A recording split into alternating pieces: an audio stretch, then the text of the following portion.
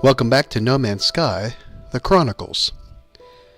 How does one reconcile that perfection does not exist in nature?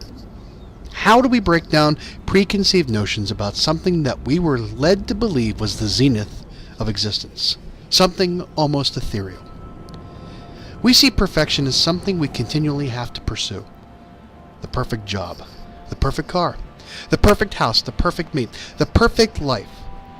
And as long as we never get it, it will always be out there, observed from our vantage point as perfect. It will be evergreen. It will be magical. It will be a unicorn. And if we ever do achieve that goal and get whatever it is we saw as perfect so many years ago in our minds, we quickly find that perhaps what we thought was perfect really isn't. So how do we change our approach to dealing with this new data? How do we continue knowing that what we thought was once perfect is in fact, just like anything else, flawed and in transition? Our lives are built upon processing experiences and formulating a response to those experiences. That's why we believe in first impressions so much. In those first few moments of interaction, we build this facade that will inexplicably be linked to the memory of that object forever. Anytime we recall that object, whether we have contact with it or not, our first thought goes directly to that prefabricated image. And when we come back to it, sometimes years later, and we see the fallacy that is our preconceived notion, we can't process it. We struggle to realize that our brain was wrong.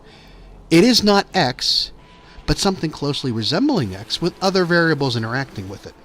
Maybe it's Y. Maybe it's 42. When you have decades of that speculative data lying around, you can destroy an entire mindset with one counter argument that has proof to support it. The Earth is not the center of the universe. The Sun is. That means the Pope is not the center of the universe. That thought undid centuries of belief. It's the kind of thing wars were fought over. Innocent lives are subjected to torture and pain just to hold on to something that we once thought to be true. And your brain plays a scenario out constantly.